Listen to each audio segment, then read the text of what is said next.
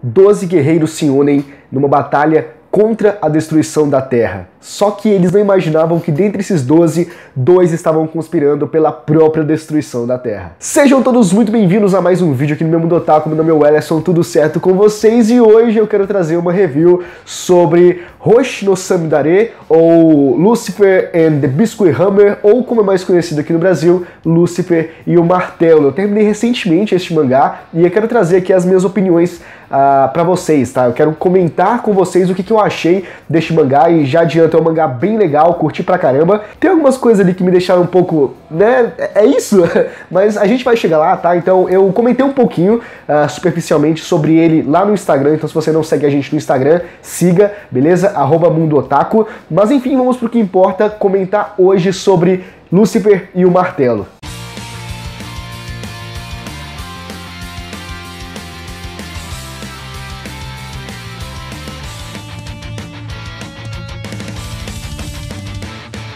Bom, basicamente a história de Lucifer e o Martelo é... Esse daqui, né, fazendo um parênteses aqui, é aquele mangá que tua mãe não pode ver, né?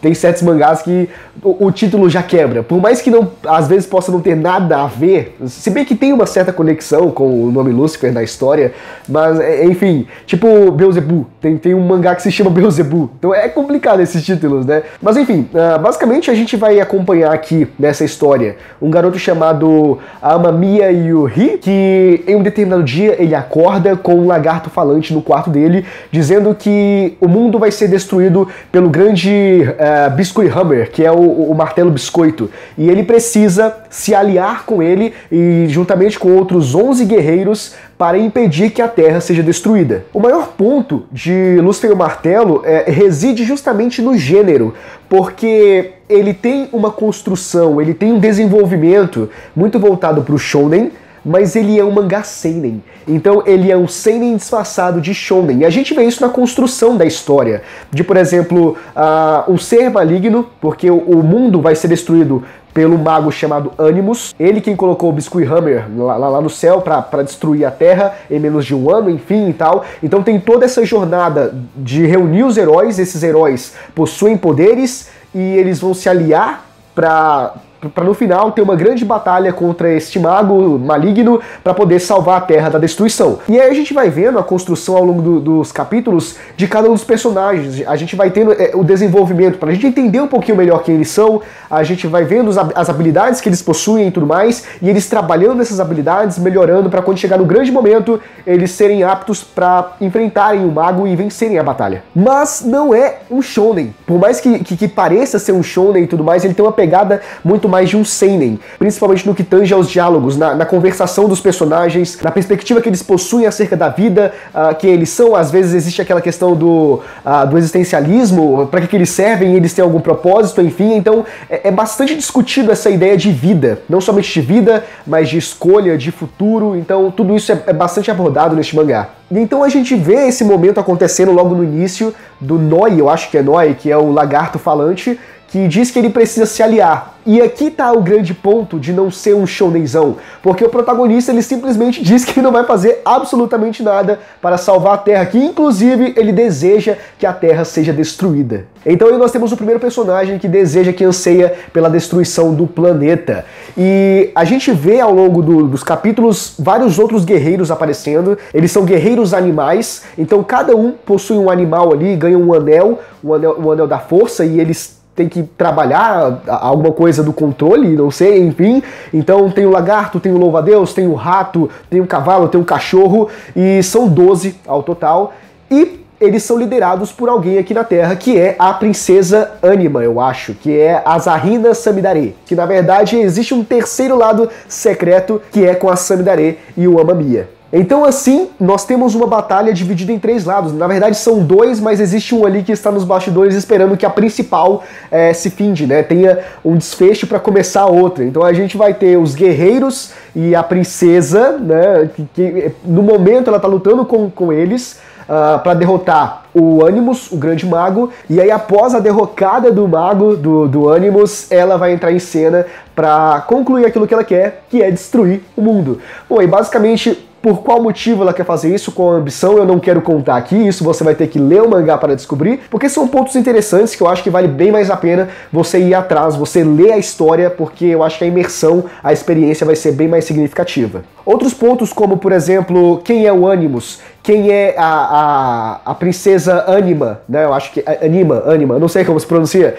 Quem são esses dois que são a polarização, né? É o mago que quer destruir a Terra e a princesa que quer protegê-la. Quem são esses dois? Ou por que deles estarem fazendo isso? Como originou tudo isso? Quem são eles? Então, são questionamentos que são respondidos na reta final ali do mangá, e eu não quero comentar aqui para não estragar a surpresa, porque seria um spoiler. Mas enfim, é basicamente essas questões importantes que eu devo dizer que são essenciais, né, para a história, que é bem melhor você ir atrás e você ler por si mesmo. Uma outra característica muito legal de Lúcifer e o Martelo é a forma como o autor ele brinca com outras obras do gênero, porque lembra que eu falei que ele é um seinen disfarçado de shounen? Então o autor, ele brinca bastante com essa lógica dos shounens, né, das construções dos mangás shounen, de, por exemplo, nossa, você tá parecendo um protagonista de mangá shounen, ou de, por exemplo, essa cena não deveria estar em um mangá? Então tem vários momentos que o autor brinca com essas construções narrativas, né, porque em vários momentos tem uma grande sátira, né, o autor, ele trabalha bastante com este gênero, para poder, de certa forma, deixar a história engraçada, mas também apontar algumas coisas que existem nesses gêneros, né? Então, de certa forma, é muito legal, é muito interessante isso. E esse ponto talvez seja um dos motivos por eu ter achado o final de Lúcifer e o Martelo um tanto... É isso daqui, então! Eu não vou contar acerca do final pra vocês, tá? Não vou entregar nenhum spoiler, mas eu quero dizer aqui, eu quero tentar externar pra vocês qual foi a minha sensação chegando ali na reta final de Lúcifer e o Martelo e vendo todo o desfecho, toda a conclusão da série. E pra mim pareceu que o negócio foi simplesmente, tá, é isso, sabe? Mas dane-se, isso não tem importância tanto assim, porque é a destruição da Terra, é um mago diabólico que quer destruir tudo, e são guerreiros que vão lutar para parar, para impedi-lo e salvar a Terra. E esta é uma tônica bastante presente porque é o cerne da história, vai girar em torno disso. Então parece prevalecer sobre tudo, né? Mas quando chega no final, a sensação que eu tive é de que tanto faz isso, sabe? Tu não consegue sentir o impacto de, por exemplo, a Terra vai ser destruída. E você... ok, isso eu acho que deveria ser mais significativo, mas pra mim não foi, pelo menos. Mas aí vem essa questão de, por exemplo, talvez foi o autor tentando trabalhar essa questão da sátira, de mostrar que, mano, é isso daqui, mas a gente vai usar isso daqui como elemento narrativo e tal, mas não tem um significado tão profundo, tão imersivo e tal, porque é justamente isso que eu queria, não trabalhar com um aspecto tão imersivo. Não sei, é só uma opinião minha, foi o que eu senti, tá? Talvez possa ser isso, talvez não, eu não sei, mas a grande questão aqui é que toda essa jornada que aconteceu em menos de um ano, ela foi necessária para o desenvolvimento dos personagens. Então, se por um lado a gente não sentiu que a batalha em si ela foi tão significativa, ou sei lá, poderia ter algo que ficou perdido, eu não sei exatamente como expressar isso, a gente tem a questão, a gente tem o ponto de vista, a perspectiva da evolução dos personagens. A gente vê alguns personagens que eram bastante introvertidos e após todo esse movimento e após toda essa jornada que eles vivenciaram, eles passaram a olhar a vida de uma maneira diferente. Eles passaram a apreciar a vida, principalmente o protagonista, né? O Amamiya, ele começa a ver um mundo onde ele o ama, sabe? Ele quer esse mundo, ele quer estar nesse mundo, e existem possibilidades que ele pode realizar juntamente com a Samidare, né? Que é a guria, a princesa, que ele tanto ama, e os dois podem viver juntos e conquistar muitas coisas neste novo mundo. Então, a gente vê que isso é bastante acentuado, essa questão de como essa situação proporcionou para eles uma metanoia, sabe? Conseguiu, de fato, moldar os pensamentos deles. Conseguiu fazer com que eles enxergassem que a vida é muito mais do que parece ser. Então, no final, Lúcifer e o Martelo é uma grande jornada sobre a vida, sobre a gente entender sobre escolhas, sobre as decisões que a gente faz, elas têm um grande impacto, e o futuro, mesmo a gente não sabendo, ou a gente achando que as pessoas podem impor alguma coisa pra gente, somos nós mesmos quem decidimos. Então eu acho que Lúcifer e o Martelo ele fica registrado aí como um mangá muito interessante, um mangá engraçado e um mangá, sobretudo, bastante reflexivo.